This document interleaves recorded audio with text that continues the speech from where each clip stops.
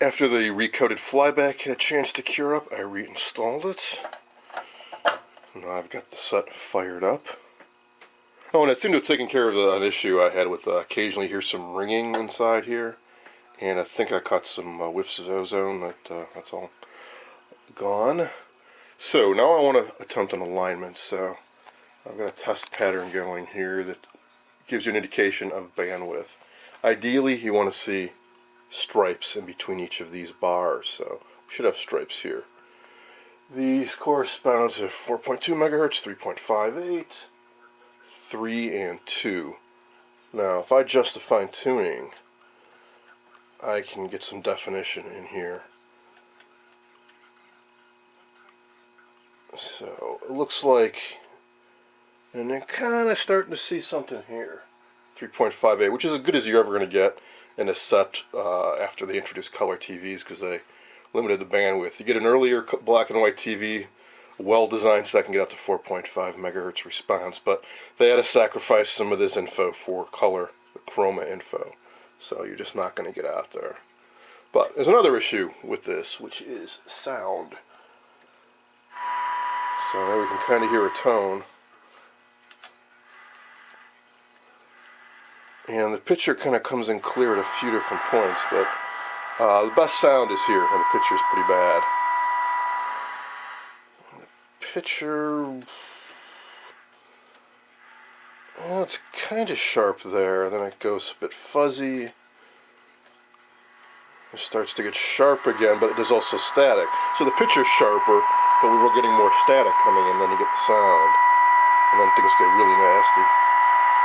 Start losing sync even. So I figure all that will be cleared up with an alignment. So I went ahead and printed out the info, and it's a little bit different than what I'm used to. I suspect it's common for late 50 sets, which I don't work on. Mostly I work on sets that are about a decade earlier. So what had me puzzled at first was this. So you don't do a sweep, and you don't need a sweep generator, and you don't even need a VTVM. They said you use a fixed RF generator and a scope. So you hook this up to the tube shield on a tuner. That's common enough. I'll need to unsolder the ground wire and pull the shield up, and you clip your the signal into this, and it'll capacitively get coupled into the tube.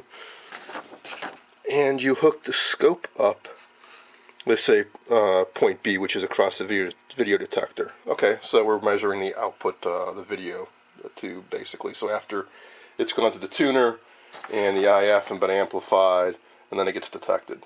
Okay, it's like doing a radio, no problem. But what we feed in here is fixed RF frequency with 400 hertz, 30% AM modulation. That's what I haven't seen before. Before I'd hook up a VTVM to the detector and just use the meter and look for a peak. This, we're going to modulate it with AM and then look on a scope. So we'll be seeing a sine wave here, and we'll just adjust it for like a maximum amplitude or minimum depending on what we're doing. So I wasn't sure how I would accomplish that. This is what I typically use for accurate RF, because I can dial in the frequency, but this doesn't do AM modulation. I'm pretty sure when you do the audio, it's FM, so that's what TVs use for sound. I do have an old analog RF generator, but that's, not so accurate. And I got a newer digital Hewlett-Packard synthesized one that does great AM modulation, but it's limited to 21 megahertz, so I can't use that. So that led me to this guy, the B&K 415. But I wasn't sure it could do this mode. I don't see any modulation control, but I noticed this mod marker.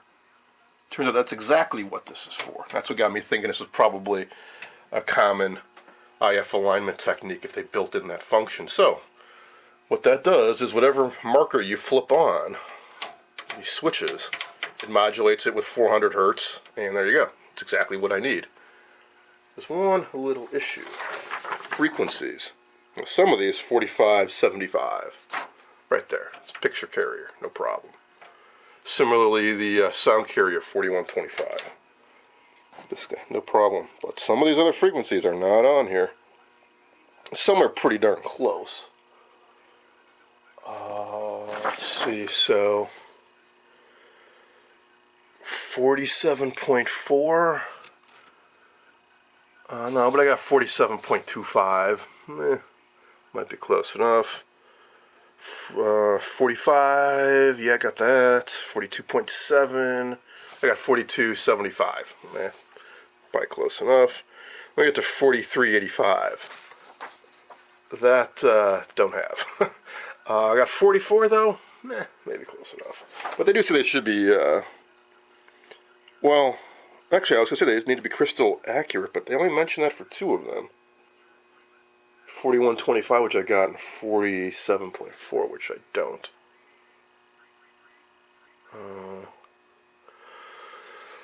But I just noticed they have an external marker in. I'll have to give it a try. So if I can generate the 47.4 here, feed the RF out into the marker in, maybe this will do the 400 hertz modulation in here. Well, that's my plan then. I'll give that a shot. And then after you do all that, you can go ahead and hook up a sweep generator and verify that it looks like that. But for doing all these various steps, it's actually pretty simple. And assuming you've got this equipment, you just hook this stuff up and you tweak the coils and you look on the scope. Here's the basic setup. Scope on the output of the detector, which is really easy to find. It's a green wire coming off the IF board. And to feed the signal in, I unsoldered the braid going to the shield so it's not connected to anything. Got my output pod here, ground clipped close to the base on the metal, and the other side is just clipped to this floating lead. So, put this on modulated marker and you flip a switch. Now I just got one little problem. Here's my signal, but I got 2 waveforms going on here. There's a 10 hertz waveform coming through from something. Now this is a detector, so it might not have been 10 hertz coming out of that, but it just after it's detected in the mixer product and all that, it ends up as 10 hertz. The superimposed there, that's the 400 hertz. That's what I care about. You can see it's kind of flipping out the CRT screen. So I'm not sure where that's coming from. And it's pretty much there across the board. So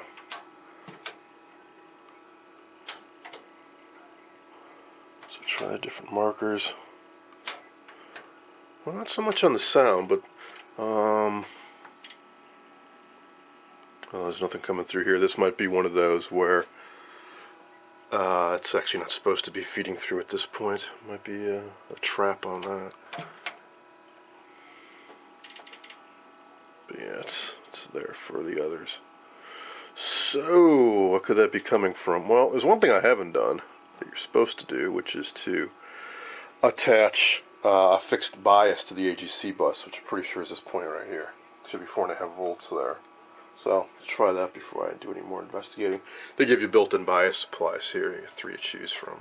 Suppose I'll just use this one. So, pretty sure this is a floating ground, and just hook that up to the chassis. Throw a voltmeter on there to make sure I get 4.5 volts. Say positive to chassis and negative to that point. Check this out. So there I've got that mess. Hook up my clip, bias, and bingo, problem solved. Alright, so there must be some resonant, something that builds up, starts oscillating in the AGC when that frequency comes in. Alright, so just adjusting this so I can see that more readily. There's a noise on this, so the scope has kind of trouble locking onto it. Bandwidth limiting helps. It puts a filter on the signal, so it's a bit cleaner. Still having trouble syncing though.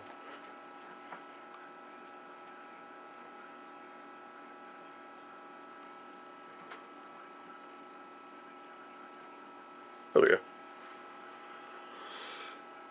Alright, so now I can start going through the steps here.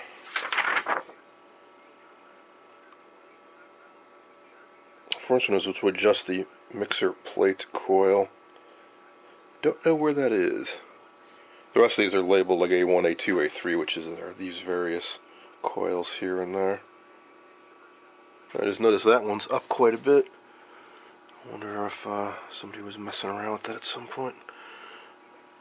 Alright, well, I'll refer to the service info and figure out where that mixer plate coil is. Sounds like something that would probably be in the tuner, which might be that thing down in there.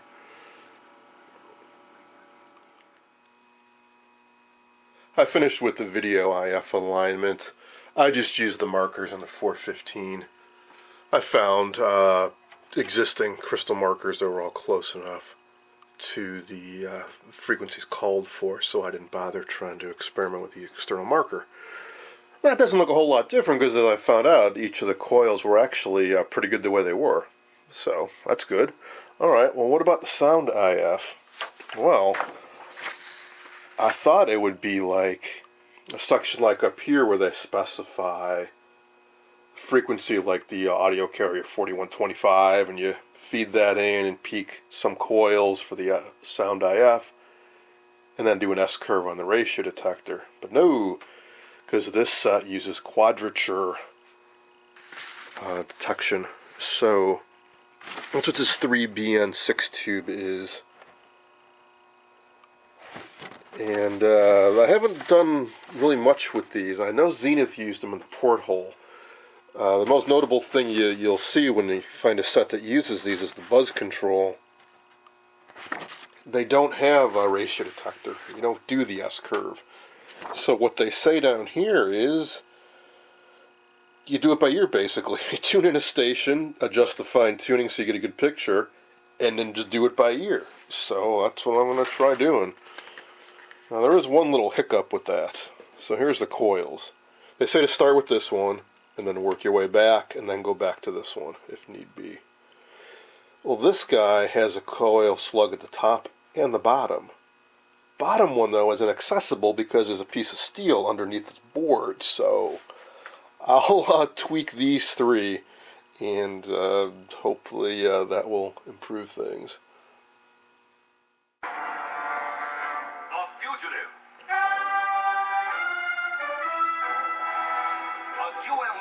That's much better.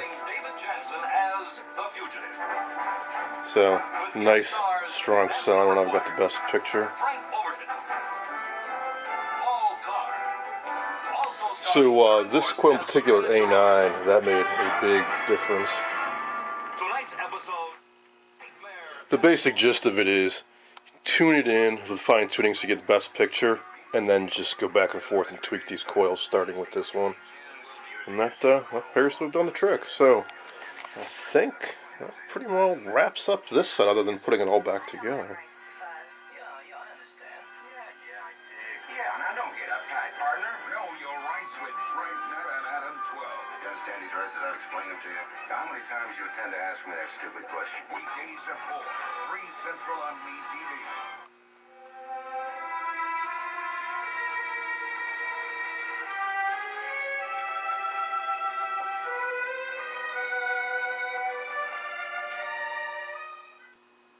I'd shown earlier how when I didn't have the AGC bus tied down to a fixed bias level, I would get a 10 hertz resonant frequency effect kind of going. Well, I noticed the same thing happens with my converter box when I first turn it on or off. So check this out. I'm turning the box on right now, and the screen goes into an epileptic fit until video signals starts coming through. So I'm guessing during the power up, it's feeding out some kind of signal that the set's trying to lock onto or boost the gain on, and it's having trouble, so it starts going kind of nutty. I just turned it off and it goes through the same cycle. So finally we get snow.